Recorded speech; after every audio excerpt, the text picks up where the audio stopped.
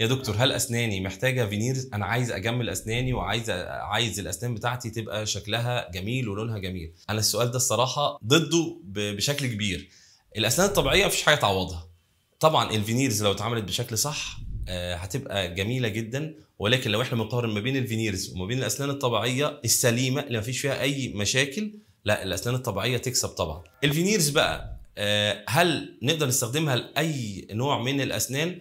اه طبعا نقدر نستخدمها لاي نوع من الاسنان، ولكن لو المريض مثلا عنده جز على الاسنان بيفتح اي حاجه باسنانه، لا بنقول له الفينيرز بتاعتك ممكن تتكسر. هل يا دكتور لو انا اسناني معوجه هل اصلحها بالفينيرز؟ انا وجهه نظري لا، هي تتصلح الافضل بالتقويم. بس هل ممكن لو الواحد اسنانه معوجه تتصلح بالفينيرز؟ اه طبعا تتصلح بالفينيرز، ولكن هنبرد من سطح السنه الطبيعي اللي ما فيهوش اي مشاكل، هنبرد من طبقه المينا ونركب عليها فينيرز عشان نعدل الاسنان بحيث تبان مستقيمه منتظمه، ولكن دوت بيضر سطح طبقه المينا بتاعه الاسنان.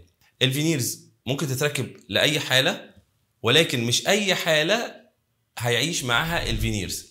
وده معناه هل يا دكتور اسناني محتاجه فينيرز ولا لا؟ الاجابه بكل بساطه ان الطبيب المعالج للحاله هو اللي يحدد الحاله محتاجه فينيرز ولا لا.